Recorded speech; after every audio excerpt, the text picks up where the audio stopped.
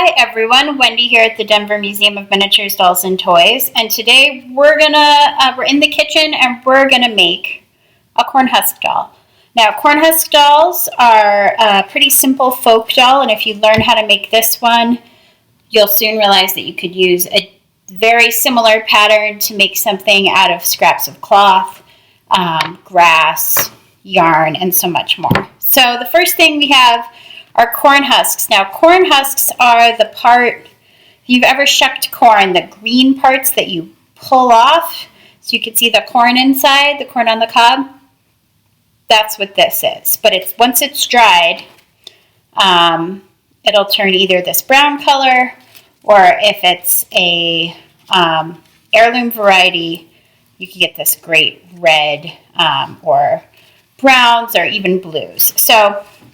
But we're going to use this. This is the most common. You can even shuck your corn and then lay your husks out to dry and then do this. What I've done is they were all really crackly, so I've soaked them in water for like 2 minutes, so not even very long. And so you're going to want to find your two biggest ones. This isn't the best batch of corn husks. We're a little low. But you want to find your two biggest ones.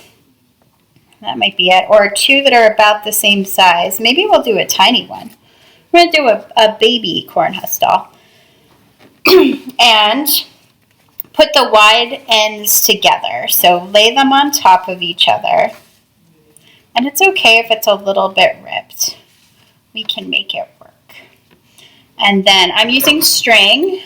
You can also, if you're a real go-getter, you can use actual corn husks, or you can use yarn, or you can use twine. It helps if it's a little bit thick enough, so it's not going to just cut through the corn husks. They are a little bit delicate. All right, now you're going to want to pinch the two narrow ends. I've laid them on top of each other. And then we're going to pinch the narrow ends together. And then I like to just lay it down on my string.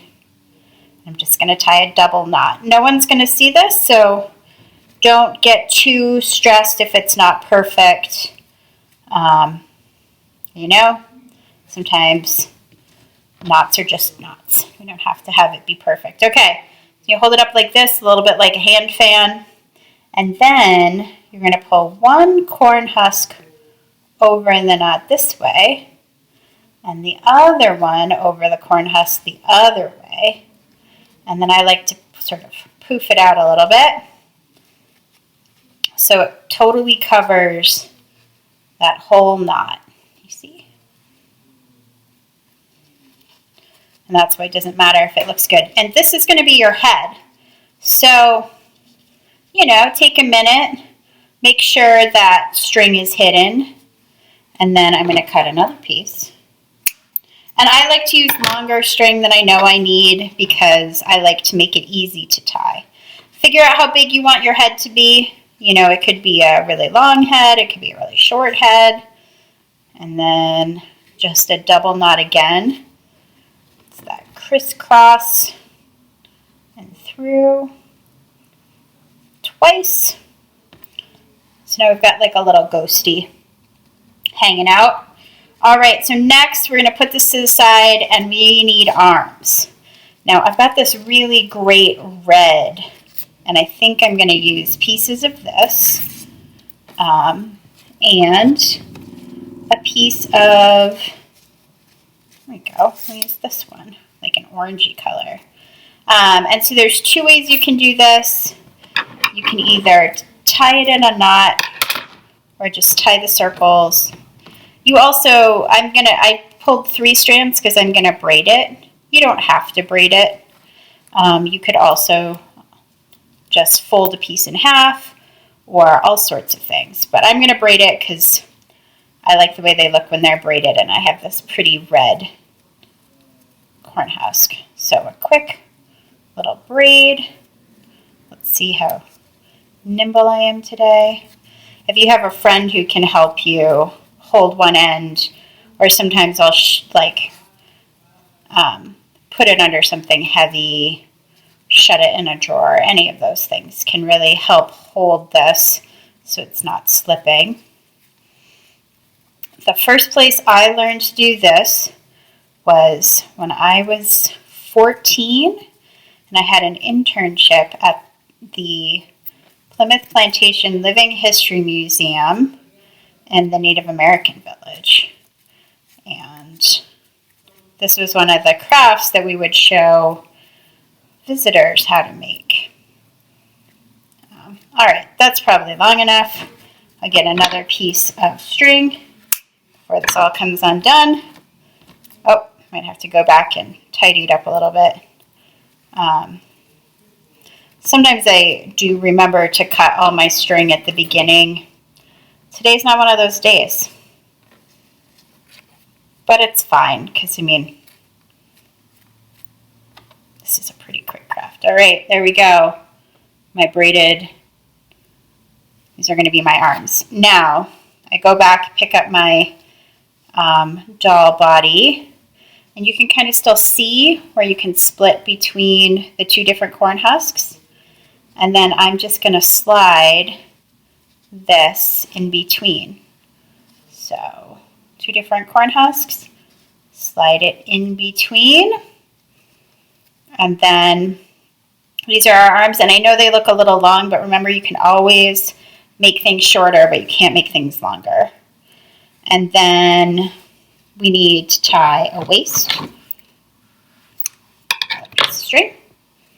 Same thing.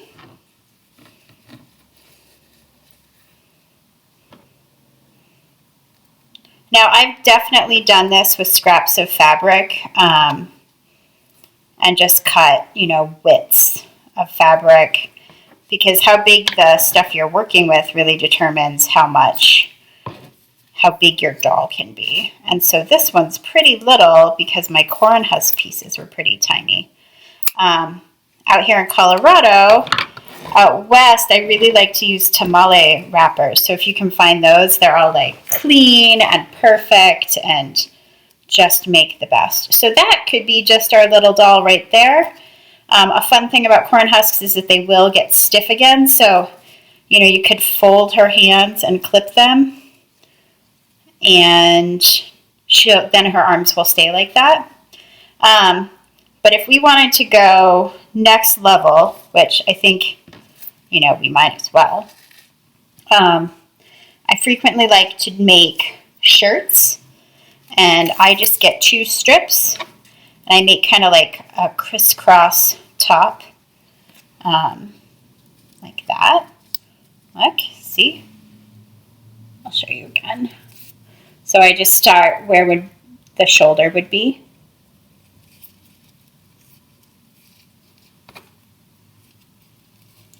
And cross it.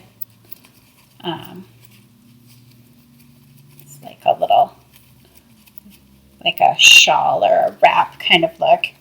And then the next thing I do is I'm going to find some of these big bright red pieces, and this is tricky, so pay attention.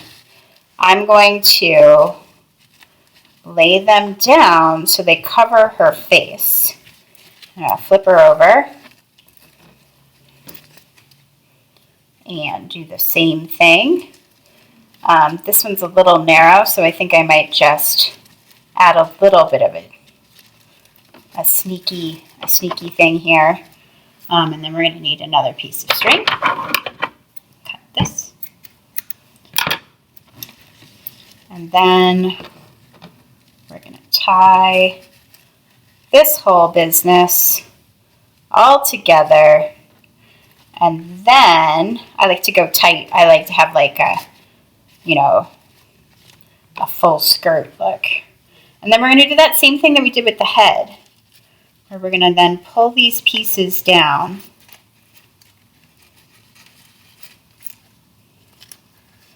to form a skirt.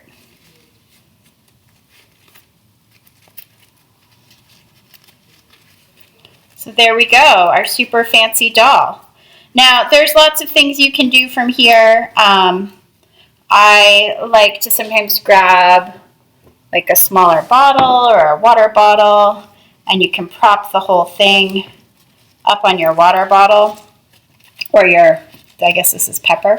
And if you clip it, then when this dries, all of this will stay here. But I think the first thing I might do is actually do a little trim. She's got a lot going on.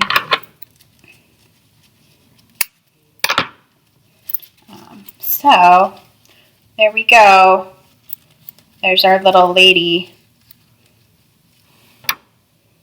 Perfect doll to play with. And you know, you can add more as you go.